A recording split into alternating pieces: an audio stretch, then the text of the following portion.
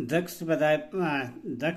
प्रजापति का भगवान श्री की स्तुति करना शेष भाग महाभारत में कथा आगे का सुनाऊंगा। आप इसको ध्यानपूर्वक सुनिए। ईशान, आपका शरीर वज्र के समान कठोर है। हरिकेश, आपको नमस्कार है। व्यक्त स्वरूप परमेश्वर, आप त्रिनेत्रधारी तथा अंबिका के स्वामी हैं, आपको नमस्कार है। आप काम स्वरूप कामनाओं को पूर्ण करने वाले, कामदेव के नाशक, त्रिवृत्त अत्रिवृत्त का विचार करने वाले, सर्वस्वरूप सब कुछ देने वाले, सबका सारक और संध्या काल के समान लाल रंग वाले हैं, आपको प्रणाम है। महान मेघों की घटा के समान श्याम वर्ण वाले महाकाल, आपको नमस्कार है। आपका श्री विग्रह स्थूल जीर्ण जटाधारी तथा बालकल और मृग शरण धारण करने वाला है। आप दीप्तिमान सूर्य और अग्नि के समान ज्योतिमय जटा से सुशोभित हैं। बालकल और मृग चर्म ही आपके वस्त्र हैं। आप सहस्त्रों सूर्य के समान प्रकाशमान और सदा तपस्या में संलग्न रहने वाले हैं, आपको प्रणाम है। आप जगत को मोह में डालने वाले और गंगा की सैकड़ों लहरों को धारण करने वाले हैं। आपके मस्तक के बाल सदा गंगा जल से भीगे रहते हैं। आप चंद्रावत चंद्रमा को बारंबार सही वृद्धि के चक्कर में डालने वाले, युगावर्त युगों का परिवर्तन करने वाले और मेघावर्त वायु रूप से मेघों को घुमाने वाले, मैं आपको नमस्कार है। आप ही अन्न अन्नाद भोक्ता, अन्नदाता, अन्नभोजी, अन्न इष्टा पाचक, पकवान भोजी तथा पवन एवं अग्नि रूप हैं। देवेश्वर, जरायुज, अंड, स्वदज तथा उदजज, ये चार प्रकार के प्राणी आप ही हैं। आप ही चराचर जीवों की सृष्टि और संहार करने वाले हैं। ब्रह्मवेताओं में श्रेष्ठ ज्ञानी पुरुष आपको ही ब्रह्म ज्ञानियों का ब्रह्मा कहते हैं। ब्रह्मवादी विद्वान आप ही को ओ मन का परम कारण, आकाश, वायु, तेज, ऋग्यो, श्याम तथा परवण बतलाते हैं। सुरश्रेष्ठ, समागान करने वाले वेद वेता पुरुष हाई हाई हुआ हाई आदि का उच्चारण करते हुए निरंतर आप ही की महिमा का गान करते हैं। यजुर्वेद और ऋग्वेद आपके स्वरूप हैं। आप ही अवश्य हैं। वेद और उपनिषदों की स्तुतियों द्वारा आप ही की महिमा का बखान होता है। ब्राह्मण, क्षेत्रीय, वैश्य, शूद्र तथा निम्न वर्ण के लोग भी आप ही के स्वरूप हैं। मेघों की घटा, बिजली, गर्जना और गड़गड़ाहट भी आप ही हैं। संवत्सर, ऋतु, मास, पक्ष, युग, निमेष, काष्ठा, नक्षत्र, ग्रह तथा कला भी आपके ही रूप हैं। वृक्षों में प्रधान वट और अश्वतत्व आदि, पर्वतों में शिखर, वन जंतु में व्याघ्र, पक्षियों में गरुड़, सर्पों में अनंत, समुद्र में क्षीरसागर, यंत्रों अस्त्रों में धनुष, शस्त्रों में वज्र तथा वर्तों में सत्य भी आप ही हैं। आप ही इच्छा, द्वेष, राग, मोह, समा, अक्षमा, व्यवसाय, धैर्य, लोभ, काम, क्रोध, जय तथा पराजय हैं। आप गदा, बाण, धनुष, खड्ग, पाया तथा झंझर नामक अस्त्र धारण करने वाले हैं। आप ही छेदन करने वाले, भेता भेदन करने वाले, परहर्ता प्रहार करने वाले, नेता मनता मनन करने वाले तथा पिता हैं। 10 प्रकार के धर्म, अर्थ और काम भी आप ही हैं। गंगा आदि नदियां, समुद्र, गड्ढा, तालाब, लता, वल्ली, तृण, औषधि, पशु, मृग, पक्षी, द्रव्य, कर्म, समारंभ तथा फूल और फल देने वाला काल भी आप ही हैं। आप देवताओं के आदि अंत, गायत्री मंत्र और ओंकार स्वरूप हैं। हरित, रोहित, नील, कृष्ण, सम, अरुण, कटु, कपिल, कपोत, कबूतर के समान तथा मेजक, श्यामे के समान, ये 10 प्रकार की रंग भी आप ही के स्वरूप हैं। आप वर्ण रहित होने के कारण अवर्ण और अच्छे वर्ण वाले होने के कारण सुवर्ण कहलाते हैं। आप वर्णों के निर्माता और मेघ के समान हैं। आपके नामों में सुंदर वर्णों अक्षरों का उपयोग हुआ है, इसीलिए आप सुवर्ण नामा हैं तथा आपको सुवर्ण प्रिय है। आप इंद्र, वरुण, यम, कुबेर, अग्नि, उपल्व, ग्रहण, चित्र, भानु, सूर्य, राहु और भानु हैं। होत्र, श्रोता, होता, हव्य पदार्थ, हवन क्रिया तथा उसके फल देने वाले परमेश्वर भी आप ही हैं। वेद की त्रिशोपण नामक श्रुतियों में तथा यजुर्वेद के शतरुद्र प्रकरण में जो बहुत से वैदिक नाम हैं वे सब आप के नाम पर हैं। आप पवित्रों के भी पवित्र तथा मंगलों के भी मंगल हैं।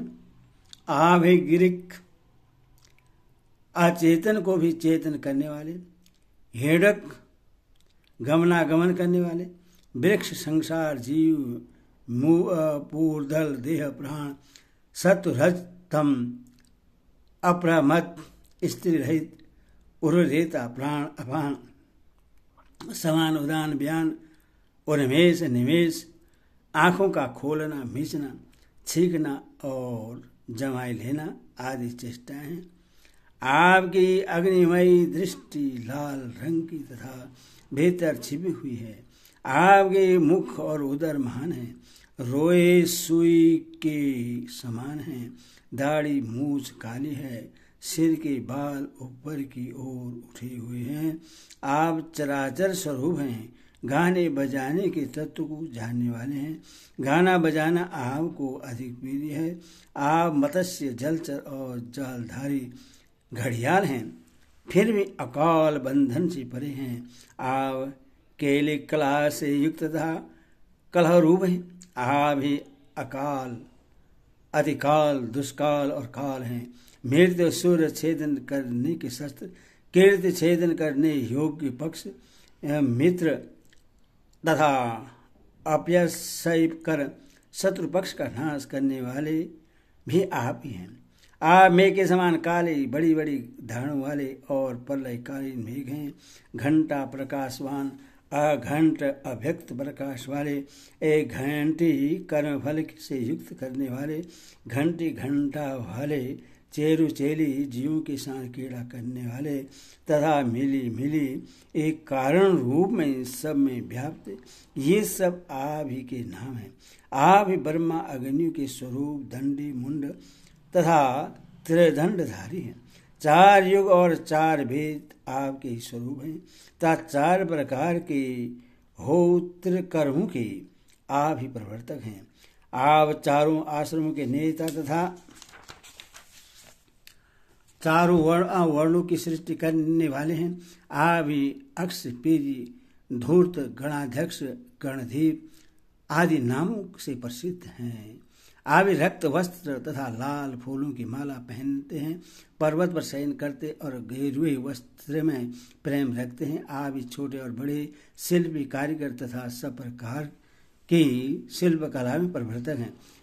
आप भक्त देवता के आंख फोड़ने के लिए अंकुश, चंड, अत्यंत कोप करने वाले और पूषा के दांत नष्ट करने वाले हैं। स्वाहा, स्वदा, वष्टकारक, नमस्कार और नमो नमो आदि पद आपके ही नाम हैं। आप गूढ़, व्रतधारी, गुप्त तपस्या करने वाले, एक तारक मंत्र और ताराओं से भरे हुए आकाश हैं।